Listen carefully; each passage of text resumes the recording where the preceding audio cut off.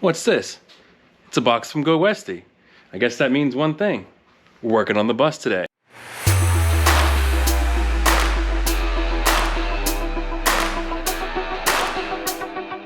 Good morning, welcome back to the channel. Happy Saturday. We hopefully have the right hoses. Hopefully I ordered the right ones. I need to roll the van backwards, of course, because I pinched off hoses a couple videos ago. So I'm gonna roll this thing backwards and then we're gonna see what we can replace and will it work? I'm not really hopeful, but it'll be one less leak. Maybe I'll clean this garage up so I could actually pull a van in here. Yeah.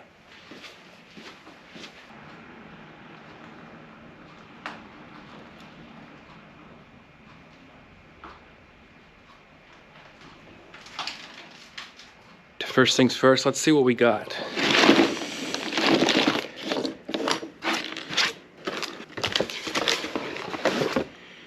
All right, we have some 8mm coolant hose, general purpose. This is the replacement for that broken custom fitting. This is a gasket, I think, for the water pump. It's like a just in case thing. New elbow.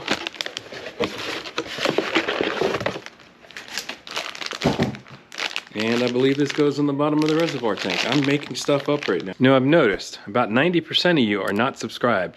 Definitely hit that button down there to subscribe if you like this kind of content. And smash that like button if you think I need to clean this garage. You know, it was 80 degrees here 2 days ago. 2 days ago, it was 80 degrees. It's 29 degrees today. I'm gonna start with what's gonna be the least messy.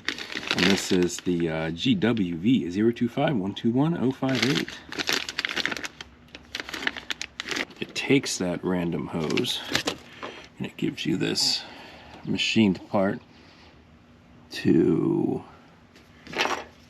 fit onto there with this hose instead of having the curved nightmare of a mess. So we're gonna pop off this old one. I've already drained it from the last time, so that can come out. I just didn't want any critters getting in there. So this is the hose that is a common failure point, but also not made anymore because it tapers from this to this down to this. So that gets replaced with this that connects to this, and then on the other end they give you this 8mm hose.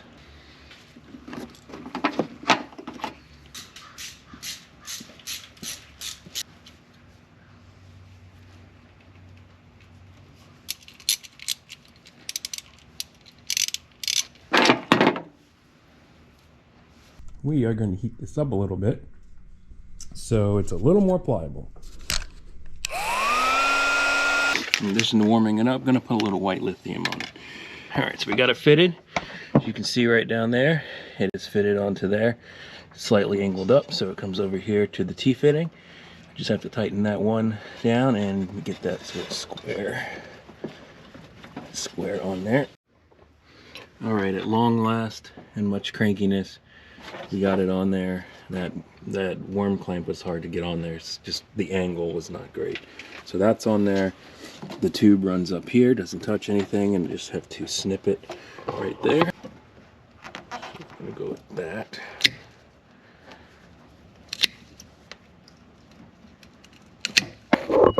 Don't be real fitting right now if I broke this metal T-fitting. The messiest one is probably going to be this one, which is GoWesty part number 025-121-108B. And this goes from the coolant reservoir, yep, right there, coolant reservoir down to, looks like that pipe that wraps around the left side of the engine. Right here. Do I need to replace it? Probably not, but I'm in the let's just do it mode and let's get everything just replaced mode. This is also the opportunity we're going to use to replace this really weathered line that goes to the bottom of this expansion tank, which looks like it's crimped on. Yep. That's fun times. So I tried to take it off, and the whole hose ripped in half. This hose has seen better days. I think that's also one of the many losses of pressure. For those wondering what the current struggle is, I'm trying to get these screws out of this reservoir tank so I don't break the tip off of this hose. The hose completely sheared off. So, and for whatever reason this isn't screwed on, it's like permanently clipped on. So I'm using vice grips to take this out because I do not have a right angle screwdriver here. Tank is out. Tank is nasty. Tank is very nasty.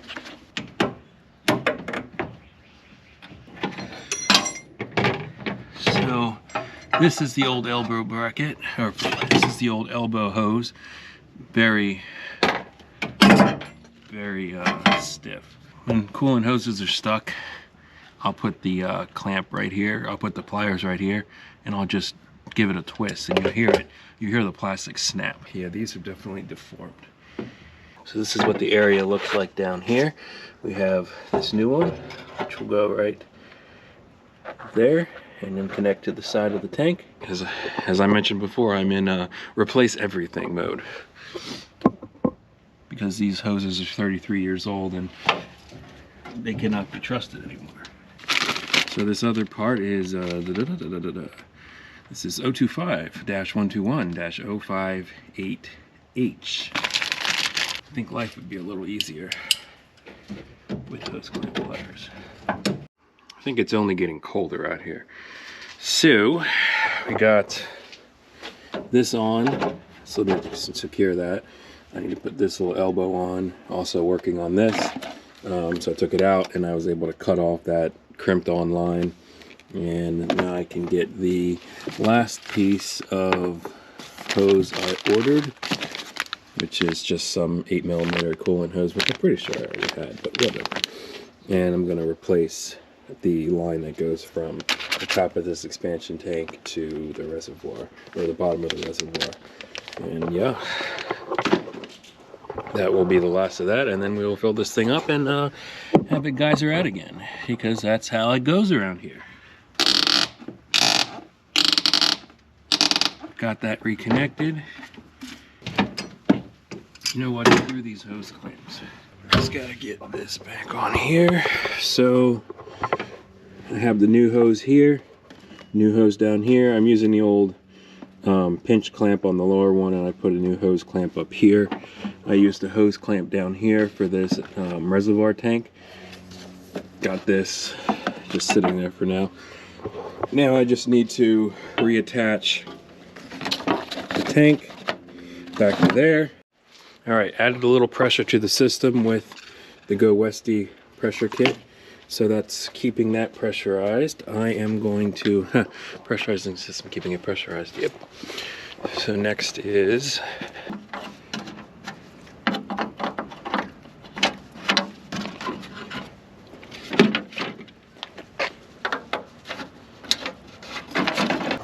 I don't know why I keep putting that grill back on. I should just leave it off.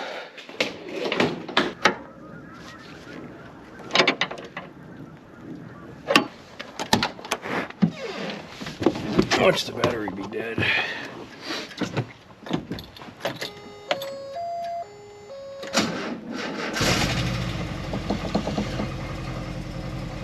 Alright, so obvious burning of coolant. I've dripped everywhere.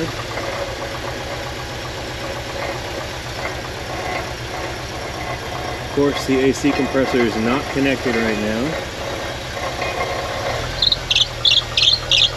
Is that new? Did that happen when I was gassing it? Alright, I'm gonna let this warm up. It's gonna take a while because it's probably 20 degrees out right now. I'm gonna let this warm up and I'll be back. This does not sound healthy. Doesn't sound healthy at all. Can't place what that smell is either. You saw what I changed, and it is definitely spewing coolant from somewhere whenever I hit the gas. So I'm gonna have to put you back here so I can review the video and see what's actually happening when I rev it. Alright, let me know what happens.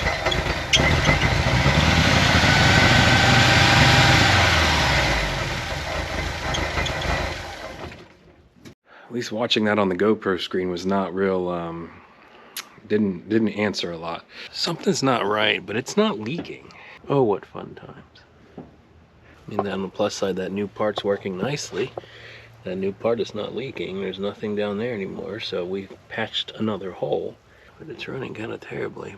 And also the battery is kind of mainly dead. Well, there's only one thing left to do. Maybe it's just a dead battery. What we're gonna do is drive it around. Not like crazy, but start it up better. Power feels fine. Power feels fine. Sounds pretty terrible. Oh, it is misfiring real bad right now.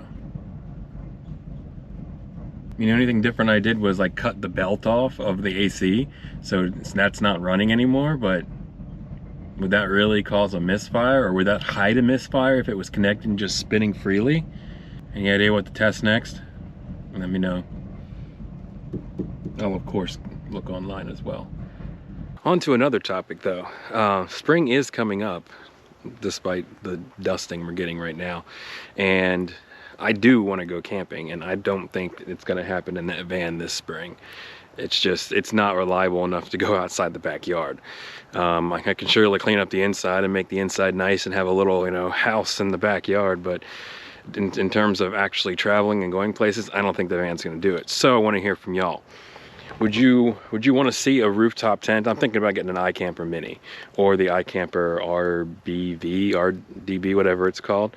But the question is, what vehicle do I put it on?